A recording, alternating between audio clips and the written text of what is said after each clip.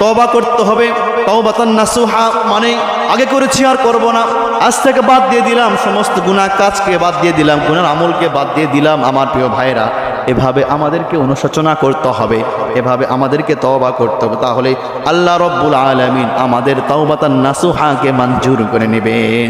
আর যখন তওবা মঞ্জুর হয়ে যাবে, ওই মুমিন, ওই মুমিনার, ওই মুসলমান ভাই বোনের জিন্দেগীর तमाम গুনাহ রাশিকে আল্লাহ রব্বুল আলামিন ক্ষমা করে দিবেন, আল্লাহ রব্বুল আলামিন মাফ করে দিবেন।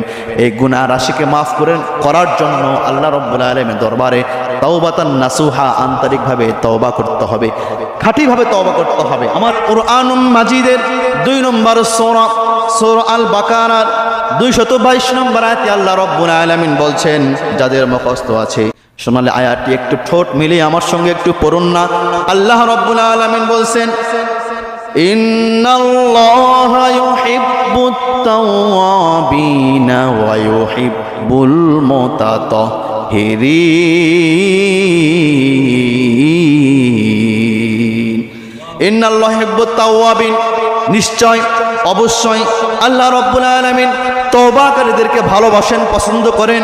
ওয়া ইউহিব্বুল মুতাতাহহিরিন, আর আল্লাহ রব্বুল আলামিন আরো বললেন, যে ব্যক্তি পবিত্রতা অর্জন করে চলে, যে ব্যক্তি পবিত্র অবস্থায় থাকে, পবিত্রতা অর্জন করে, আল্লাহ পাক সেই ব্যক্তিকেও পছন্দ করেন, ভালোবাসেন। সুবহানাল্লাহ।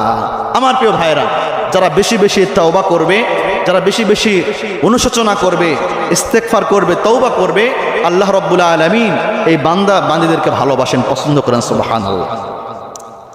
আমার প্রিয় ভাইরা, এরপর আল্লাহ রব্বুল আলামিন বলছেন, ইউহিব্বুল মুতাতাহহিরিন, যে ব্যক্তি পবিত্রতা অবস্থায় থাকবে, পবিত্রতা অর্জন করবে। পবিত্রতা হচ্ছে 2টি ব্যাখ্যা, একটি হলো বাহ্যিক পবিত্রতা, আর একটি হচ্ছে আন্তরিক পবিত্রতা। সুতরাং বাহ্যিক পবিত্র থাকতে হবে এবং অন্তরের যে পবিত্রতা থাকতে হবে।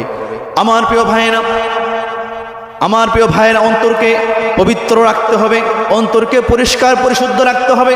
তাহলে আল্লাহ রব্বুল আলামিনের ভালোবাসা পাওয়া যাবে।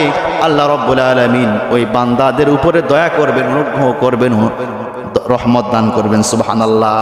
আল্লাহ পাকের দয়া পাওয়ার জন্য, আল্লাহ রব্বুল আলামিন অনুগ্রহ পাওয়ার জন্য, আল্লাহ রব্বুল আলামিনের ভালোবাসা পাওয়ার জন্য আমাদেরকে বেশি বেশি তওবা করতে হবে, ইস্তেগফার করতে হবে, অনুশোচনা করতে হবে। আমার প্রিয় ভাই, এবং আমাদের অন্তরকে পরিষ্কার রাখতে হবে, পরিশুদ্ধ রাখতে হবে। আমি নামাজ পড়তেছি, আমার অন্তরের মধ্যে হিংসা আছে। আমি হজ করতেছি, আমার অন্তরের মধ্যে অহংকার আছে। আমি যাকাত দিচ্ছি, আমার অন্তরের মধ্যে অহংকার আছে। আমার অন্তরের মধ্যে হাসাদ আছে, কিবির আছে, কিবিজ, বাগাত, রিয়া, এনায়াত, ফেনাবাদ, এই বিষয়গুলো আমার মধ্যে আছে। তাহলে তো হইল না। আমাদের অন্তরগুলোকে পরিষ্কার রাখতে হবে, পরিশুদ্ধ করতে হবে। আমার প্রিয় ভাইয়েরা, সুতরাং আল্লাহ রাব্বুল আলামিন বলেছেন, ইন্নাল্লাহা ইউহিব্বুত তাওয়াবিন, নিশ্চয় অবশ্যই আমি আল্লাহ রাব্বুল আলামিন তওবা ওয়ালাদেরকে, তওবাকারীদেরকে আমি বড়ই পছন্দ করি, ভালোবাসি। তাহলে আল্লাহ পাকের আমরা ভালোবাসা চাই কি চাই না? অবশ্যই আমরা চাই আল্লাহ রাব্বুল আলামিন আমাদেরকে ভালোবাসুক, আমরা চাই আল্লাহ রাব্বুল আলামিন আমাদের উপর দয়া করুক, রহমত দান করুক, নাজাত দিক। তাহলে আমাদেরকে, আমার প্রিয় ভাইয়েরা, আমাদেরকে সর্বসময় তওবা ইস্তেগফার করতে হবে।